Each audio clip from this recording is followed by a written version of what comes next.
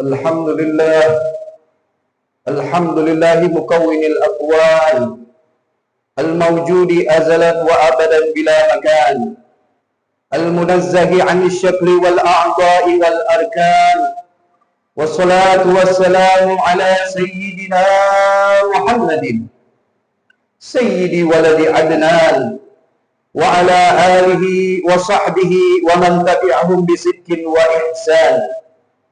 أشهد أن لا إله إلا الله وحده لا شريك له المنزه عن الأين والزمان، وأشهد أن سيدنا محمدا رسول الله الذي كان خلقه القرآن.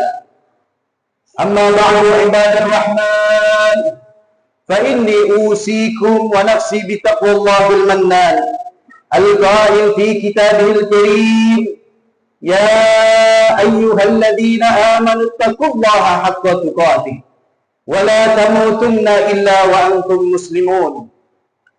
Ma'asyiral muslimin, sidang Jumat yang dirahmati Allah Subhanahu wa taala.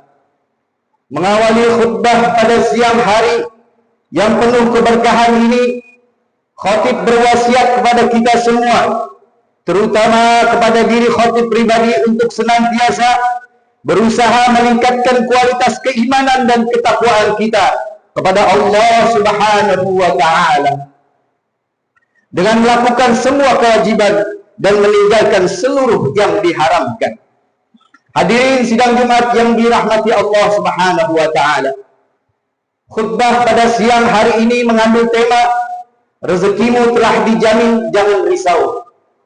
Hadirin, rezeki berasal dari bahasa Arab yaitu rizkun, yang artinya ma yuntafa'u bih, yakni sesuatu yang digunakan dan diambil manfaatnya.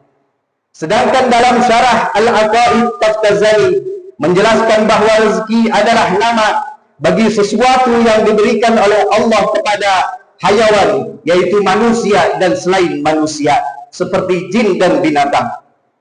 Lalu ia gunakan dan ambil manfaatnya, baik halal maupun haram. Dari pengertian yang telah kami sebutkan, dapat kita pahami bahwa rezeki adalah sesuatu yang telah digunakan dan diambil manfaatnya, seperti makanan yang telah dimakan, minuman yang telah diminum, pakaian yang telah dikenakan, rumah yang telah ditempati, mobil yang telah digunakan, dan lain sebagainya.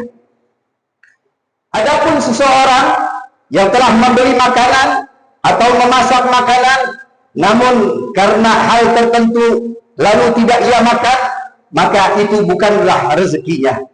Begitu juga dengan seseorang yang telah membangun rumah, lalu karena sebab tertentu tidak ia tempati, maka rumah itu bukanlah rezekinya.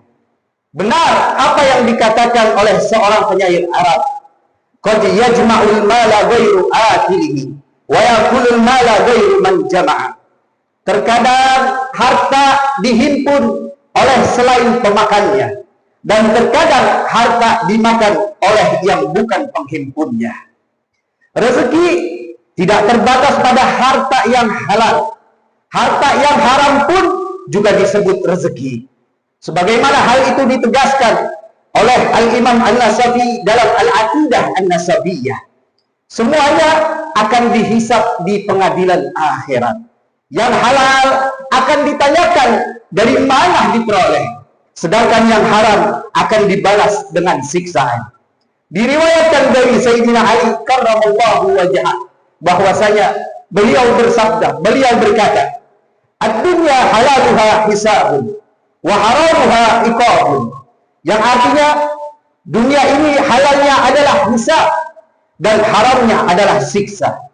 Oleh karena itu, ma'asyiral muslimin, sidang Jumat yang dirahmati Allah Subhanahu wa taala, setiap orang dijamin rezekinya oleh Allah Subhanahu wa taala, sebagaimana dalam firman-Nya, "Wa ma min dabbatin fil ardi illa 'ala Allahi rizquha wa ya'lamu mustaqarraha wa mustawda'aha kullun fi kitabin mubin." Yang artinya, dan tidak satupun makhluk bergerak bernyawa di bumi melainkan semuanya dijamin oleh Allah Subhanahu wa taala rezekinya. Dia mengetahui tempat kediamannya dan tempat penyimpanannya. Semua tertulis dalam kitab yang nyata, yaitu Lauhul Mahfuz. Quran surat Hud ayat 6. Al-Imam Syafi'i mengatakan, alimtu anna rizki la ya'kuluhu ghairi fatma'anna bali. Aku mengetahui bahwa rezekiku tidak akan dimakan orang lain, maka menjadi tenanglah hatiku. Rezeki kita tidak akan tertukar dengan rezeki orang lain. Rezeki kita juga tidak akan diambil oleh orang lain. Al-Imam Nasafi mengatakan, la wala yutasawwaru alla ya'kula insanun rizqahu aw ya'kula ghairuhu rizqahu. Dan tidak terbayang apabila seseorang tidak memakan rezekinya atau rezekinya dimakan selainnya. Rezeki seseorang sudah ada jatah dan takarannya. Sekuat apapun usaha seseorang, jika bukan rezekinya, maka tidak akan ia raih. Sebaliknya, selemah apapun upaya seseorang, jika telah ditentukan sebagai rezekinya, pastilah akan ia peroleh. Karenanya, kewajiban kita adalah menghindarkan diri dari mencari rezeki dengan cara yang diharamkan dan dari sumber yang haram. Rasulullah Shallallahu Alaihi Wasallam bersabda, Inna ruha al-Qudsi nafatha fir ruhi anna an-nafsa lan tamuta hatta tastakmila rizqaha fattaqullaha wa ajminu fit talab. Yang artinya, sesungguhnya malaikat Jibril menyampaikan wahyu ke hatiku bahwa seseorang tidak akan mati sehingga menyempurnakan rezekinya. Maka bertakwalah kepada Allah Subhanahu wa taala dan carilah rezeki dengan cara yang baik. Hadirin sidang Jumat yang dirahmati Allah Subhanahu wa taala. Meski rezeki telah digariskan dan ditentukan, tetapi Allah dan Rasul-Nya memberitahukan kepada kita beberapa sebab dan kunci pembuka rezeki. Di antaranya adalah, yang pertama adalah takwa kepada Allah Subhanahu wa taala. Allah Subhanahu wa taala berfirman, "Wa may yattaqillaha yaj'al lahu makhraja wa yarzuqhu min haitsu la yahtasib." Yang artinya, barang siapa yang bertakwa kepada Allah, niscaya dia akan membukakan jalan keluar baginya dan dia akan diberikan rezeki dari arah yang tidak dia sangka-sangka. Yang kedua adalah istighfar dan taubat. Rasulullah Shallallahu Alaihi Wasallam bersabda, "Man lazimal istighfar, ja'alallahu lahu min kulli hammin faraja, wa min kulli dhiqin makhraja, wa razaqahu min haitsu la yahtasib." Barang siapa yang menetapi memperbanyak istighfar, maka Allah akan menjadikan baginya kelapangan dari setiap kesedihan, jalan keluar dari setiap kesempitan, dan menganugerahkan rezeki kepadanya dari arah yang tidak ia sangka-sangka. Yang ketiga, menjauhi maksiat. Rasulullah Shallallahu Alaihi Wasallam bersabda, "Innar rajula la yuhramur rizqa bidzambi yusibuhu." Yang artinya, sesungguhnya seseorang akan terhalang dari suatu rezeki sebab dosa yang dilakukannya. Yang keempat adalah tawakal kepada Allah Subhanahu wa taala. Allah Subhanahu wa taala berfirman, "Wa may yatawakkal 'ala Allahi fa huwa hasbuh." Yang artinya, dan barang siapa bertawakal kepada Allah, niscaya Allah akan mencukupinya. Tawakal adalah bergantung kepada Allah Subhanahu wa taala dan mengandalkannya dalam segala urusan. Tawakal tidaklah menafikan usaha. Tawakal hakikatnya adalah menyerahkan segala urusan kepada Allah Subhanahu wa taala dan percaya penuh kepadanya, disertai melakukan sebab, usaha, dan ikhtiar. Kita tetap bekerja secara lahiriah dan bertawakal kepada Allah secara batiniah. Meskipun kita bekerja, kita tidak menggantungkan tercukupinya kebutuhan kepada pekerjaan. Akan tetapi, dalam hal tercukupinya segala urusan, kita hanya bergantung kepada Allah Subhanahu wa taala. Baginda Rasulullah Shallallahu Alaihi Wasallam bersabda, "Lau annakum tawakkaltum 'ala Allahi haqqa tawakkulihi, la razaqakum kama yarzuqut tayra taghdu khimasan wa taruhu bitanan."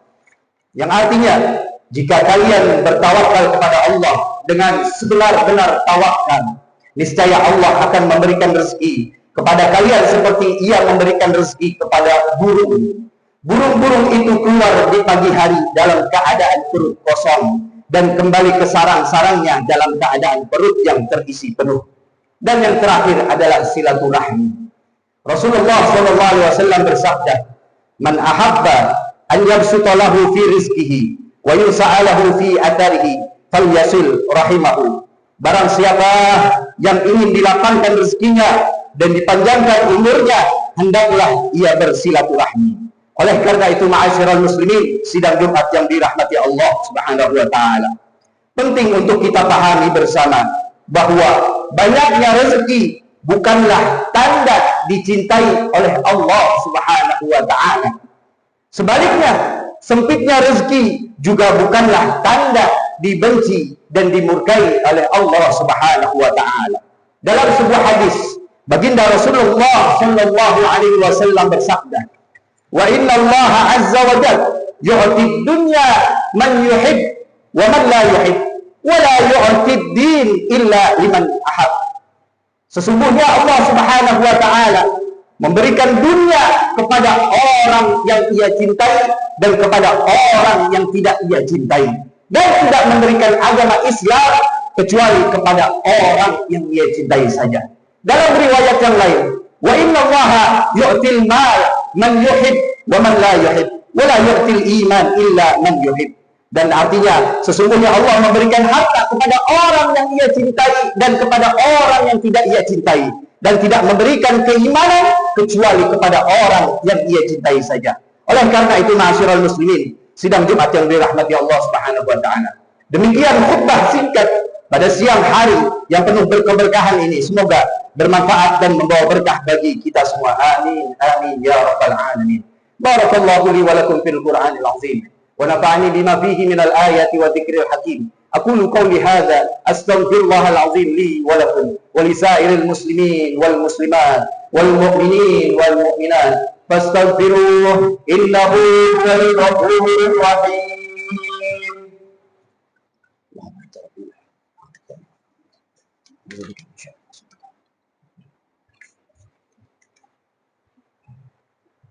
Alhamdulillah wa kafa wa usalli wa usallimu ala sayyidina Muhammadin al-Mustafa wa ala alihi wa ashabihi ahli al-wafa.